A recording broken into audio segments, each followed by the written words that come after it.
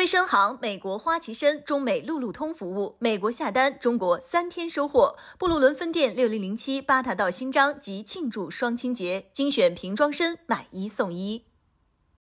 资深地产专家陈静经销上万套曼哈顿豪宅，纽约安家请电陈静917-699-9629。意外伤害，我们来帮你。保罗·爱丽丝律师楼718-785-8080，718-785帮你。全美最火新闻尽在中文热点。观众朋友您好，今天是2024年5月31号星期五，欢迎来到中文热点节目的直播间，我是主播思思。先来看一下今天都有哪些主要内容。封口费裁决后，川普开新闻发布会，誓言要上诉。NYPD 发安全警报，周末以色列游行恐生混乱。治安令人忧，纽约时报广场惊爆持刀伤人案。美国第3例人类感染禽流感，症状与之前不同。看节目同时别忘了给视频点个赞，接下来就走进今天的中文热点。先来追踪川普封口费案，前总统川普周五就封口费一案举行了新闻发布会。周四被定罪后不久，他便对封口费案进行了猛烈批评，称真正的判决将在11月5号由选民们做出。川普周五在纽约曼哈顿的川普大楼内表示，如果他们能对我这样做，他们就对任何人都能这样做。他还表示，针对他的禁言令前所未有，之前从来没有总统候选人被如此对待。川普还抨击了封口费一案当中的关键证人科恩，但他没有直接指名道姓，以避免违反禁言令。他说，这是一位非常称职的律师，现在由于禁言令，我不能直呼其名，但在有些地方他还是很能干的。他惹上麻烦与我无关，而是因为他在一些外部交易当中借了钱。据知情人士透露，虽然川普的法律团队正在决定是否试图推迟7月11号的量刑审判，但川普团队的一些人认为，将审判日期推迟到共和党全国代表大会召开的前几天进行，具有一定的政治优势，可以继续塑造川普的被迫害形象。知情人士补充说，他们将在未来几天讨论这个问题，并考虑法律和政治因素。川普在新闻发布会上还表示，他要对裁决进行上诉。川普发表完讲话之后，拜登周五对封口费一案再次发表回应。拜登称，川普的有罪判决证实了没有人可以凌驾于法律之上，并称川普和其共和党同僚攻击判决结果和整个司法系统是鲁莽的和不负责任的。拜登说，我们的司法系统已经延续了近250年，它是美国的基石，司法系统应该受到尊重，我们绝不允许任何人破坏它。川普在纽约的封口费案庭审当中被判犯有34项重罪之后，他的竞选团队收到了大约3500万元的捐款。他的竞选团队称，这一判决增强了基层捐赠者的支持。川普竞选团队高级顾问拉奇维塔和怀尔斯在一份联合声明当中说，在判决宣布几分钟之后，我们的电子筹款系统受到了支持。尽管由于流量过多导致线上暂时延迟，但川普总统从小额捐助者那里筹集了3480万元。川普竞选团队表示，此次筹款总额打破了此前一天小额捐款的记录。拉基维塔和怀尔斯说，判决宣布之后，近30%的捐赠者是 WinRed 筹款平台的新成员。周四，川普被判伪造商业记录的全部34项罪名成立，这使他成为第一位被判重罪的前总统。由12人组成的陪审团在经过大约11个小时的审议之后，于周四下午做出了裁决。川普拒不认罪，预计他将对判决提出上诉。他的竞选团队和他的盟友很快就将对判决的愤怒转化为筹款的推动力。竞选助手和川普的潜在竞选伙伴在社交媒体上分享了一个筹款链接，敦促支持者捐款。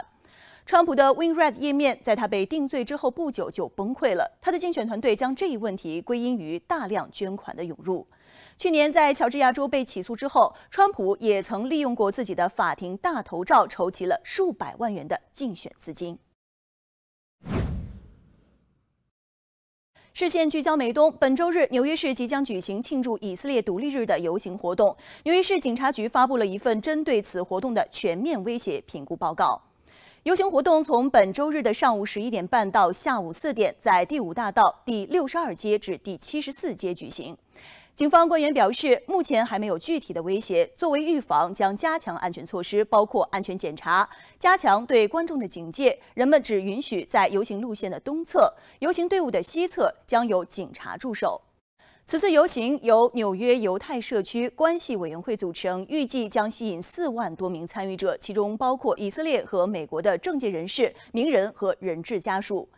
据报道，今年的游行不会听到音乐、乐队，也不会体验到庆祝的气氛。今年的主题是“带他们回家”，指的是哈马斯在袭击以色列近8个月之后挟持的人质。鉴于此前在2023年感恩节游行等重大活动当中发生的混乱，纽约警察局预计针对以色列游行的抗议活动可能会发生。由于与以哈战争有关的大规模抗议活动继续在全国范围之内发生，试图阻止或以其他方式破坏这次活动的风险很大。一份备忘录显示，纽约警察局情报和反恐部门警告说，来自各种意识形态背景的极端分子可能会把这次活动视为暴力或破坏的诱人目标，特别是考虑到以色列和哈马斯之间正在发生的冲突。评估报告指出，目前以色列和犹太社区面临的威胁环境特别严重。哈马斯、ISIS 和基地组织等外国恐怖组织一直通过网络宣传煽动针对以色列和犹太人的暴力。专家说，这些事态发展有可能激发美国本土的暴力极端分子发动类似的袭击。育才夏令营位于状元学区杯赛，英术才艺样样有，科技前沿好成才，请到育才学校来。美国中文电视正在招聘有经验的新闻导播，工作地点在纽约市。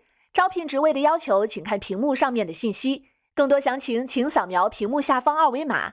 有意者请将简历发送至屏幕上的邮箱，请注明 Job Code。好，继续来关注治安方面的消息。周四下午1点左右，纽约时报广场发生一起持刀伤人案，案发地位于曼哈顿西45街和百老汇附近的麦当劳店外，多名男子持长刀砍伤一名男子的双腿。来看本台记者的现场报道。我现在在纽约的时报广场，今天下午这里发生了一起砍刀刺人事件。可以看到，目前人群和警车都已经散去，而周围也已经恢复了往日的热闹。根据现场目击者的了解，事件发生之后，警察赶到了现场，封锁了周围，并竖起了警戒线。根据警方公布的消息，这起袭击事件发生在周四下午1点左右，案发地位于曼哈顿西45街和百老汇附近的麦当劳店外。多名男子持长刀砍伤了一名男子的双腿，受害人被紧急送往表维医院，目前情况稳定。警方表示，3名嫌犯在案发后逃离现场，其中一人身着蓝色牛仔裤、黑色衬衫，背着背包；另一人身穿带有武当派标志的黑色连帽衫，还有一人身穿灰色连帽衫和蓝色牛仔裤。警方在第6大道和52街附近逮捕了其中一名嫌犯，其余2人也在附近被捕。警方尚未公布这3人的姓名。据悉，参与此次事件的每个人都相互认识。调查人员表示，此次袭击事件或与时报广场上售卖假光盘的商贩间纠纷有关。来关注波音方面的消息。近日，深陷丑闻的波音公司周四向联邦航空管理局提交了改善客机制造质量和安全性的计划，而该计划很可能会对这家全球客机制造巨头的未来产生巨大的影响。来看报道。周四，波音公司向联邦航空管理局提交了改善客机制造质量和安全性的计划。在此前一系列737 MAX 机型出现安全事故，以及吹哨人爆出生产安全漏洞之后，波音公司的这一纠错计划备受外界关注。今年1月，阿拉斯加航空一架几乎全新的波音737 MAX 9喷气式客机，在起飞短短几分钟后发生侧面板脱落事故。虽然这起事故没有造成人员伤亡，但仍然引发了多起针对波音公司的民事诉讼，以及来自联邦监管部门和司法部的调查。与此同时，波音公司的管理层也进行了罕见的大换血。该公司 CEO 戴夫·卡尔霍恩宣布于2024年年底辞职，董事会主席拉里·凯尔纳于5月离开董事会。此外，波音公司执行副总裁兼波音商用飞机公司 CEO 斯坦迪尔也宣布退休。在周四举行的长达3小时的会议上，波音公司向联邦航空管理局详细解释了他们改善制造质量和安全性的计划。CEO 卡尔·霍恩表示，这项计划是根据波音员工、联邦航空管理局、航空公司以及独立专家的意见起草的，包括对生产员工培训进行重大投资，以及简化计划和流程，消除缺陷的根本原因，并改善公司的安全文化。但值得注意的是，联邦航空管理局以及波音公司当天均没有对外界公布该计划的具体细节。Well, I don't know that I would characterize it as simple, building an airplane, but the quality management system has to be robust. The training of employees has to be sufficient, and this plan is comprehensive. It takes on all those aspects, and we're just going to monitor the implementation to make sure it's effective.We underscored that they must follow through on implementing corrective actions and transform their safety culture. This is a guide for a new way for Boeing to do business. The FAA will make sure that Boeing makes lasting changes using all the tools at their disposal. 联邦航空管理局局长麦克·惠特克还表示，波音公司提交的安全改善计划仅仅是一个开始。联邦监管部门还将继续对波音公司进行每日生产检查，每周开会讨论安全改善计划的实施进度，以及月度和季度审查会议。而在质量问题得到彻底解决之前，联邦航空管理局将不允许波音公司增加 MAX 机型每月生产下限的数量。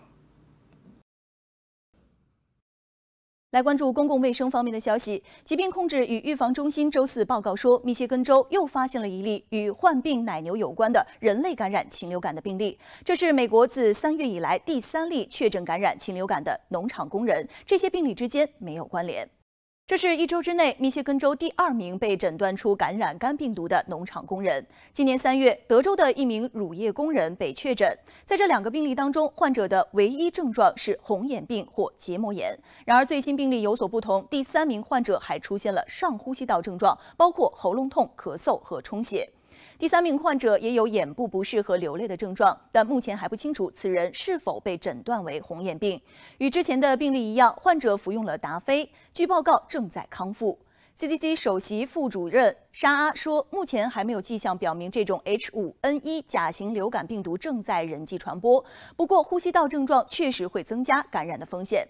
他说，简单的来说，咳嗽的人比患有结膜炎等眼部感染的人更容易传播病毒。CDC 正在对从患者身上提取的病毒样本进行基因检测，以确定病毒是否发生了变异，从而使其更具有传染性。这些结果可能会在未来几天之内公布。